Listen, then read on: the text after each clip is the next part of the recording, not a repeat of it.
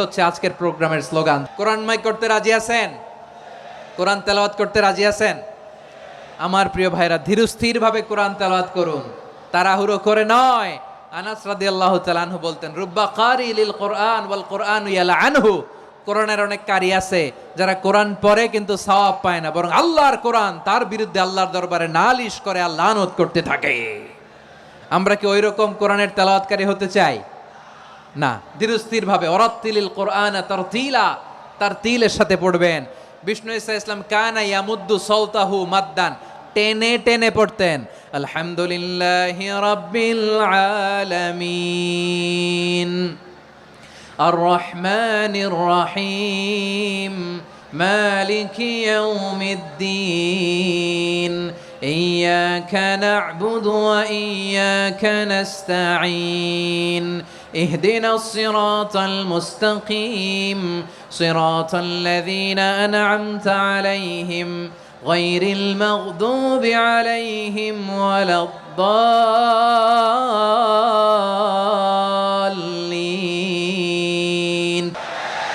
كان يمد صوته مدا টেনে টেনে পড়তেন।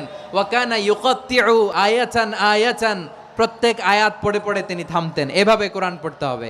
আমাদের অনেক মা বোনেরা আজকের এই চাঁপাইনবাবগঞ্জের প্রোগ্রামের অনেকগুলো মহিলা প্যান্ডেল আমি ল্যান্ডিং করার সময় দেখেছি। আমার অনেক বোনেরা ওনারা কোরআন খতম করতে যে এমনভাবে তেলাওয়াত করেন, কোরআন তেলাওয়াতের আদব আর অবশিষ্ট থাকে না। আমরা তার তিলের সাথে তেলাওয়াত করব, যেমনটি আমি পড়ে শোনালাম।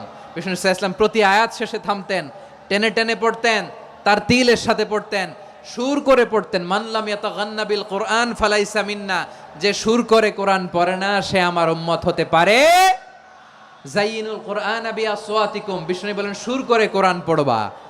অনেকে কোরআনের খতম তুলবার জন্য কোরআনরে একেবারে খতম করে দেয় না। আপনি ধীরস্থির ভাবে পড়ে যদি খতম দিতে পারেন মাশাআল্লাহ, না পারলে যতটুকু পারেন পড়বেন। এরপর অনুবাদ পড়ার চেষ্টা করবেন, তাফসীর পড়ার চেষ্টা করবেন। আপনাদের জন্য এক অনন্য উপহার রয়েছে আমার পক্ষ থেকে, এক নজরে কোরআন 114 সূরার সারমর্ম, সার নির্যাস আমরা নিয়ে এসেছি এখানে। বাংলা ভাষায় আমার জানা মতে খুব সম্ভবত এই প্রথম কাজ, কেউ করে নাই। আরবিতে পাবেন এরকম অনেক বই, ইংরেজিতে কিছু কাজ আমরা দেখেছি, কিন্তু বাংলায় পাবেন না। এত চমৎকারভাবে আমরা সূরাগুলোর সারমর্ম, সার নির্যাস তুলে ধরার চেষ্টা করেছি। 5 পৃষ্ঠায় আপনি জেনে যাবেন এই সূরার সেন্ট্রাল থিম কি, এই সূরায় কি কি নিয়ে আলোচনা করা হয়েছে, এই সূরা থেকে মূল লেসন কি, মূল শিক্ষা কি, সহজে আপনারা বুঝে যাবেন। সুযোগ হলে এটা সংগ্রহ করবেন আপনারা। যে কোনো ধরনের ভালো অনুবাদ আপনারা পড়বেন, তাফসীর পড়বেন। আমরা কোরআনময় করতে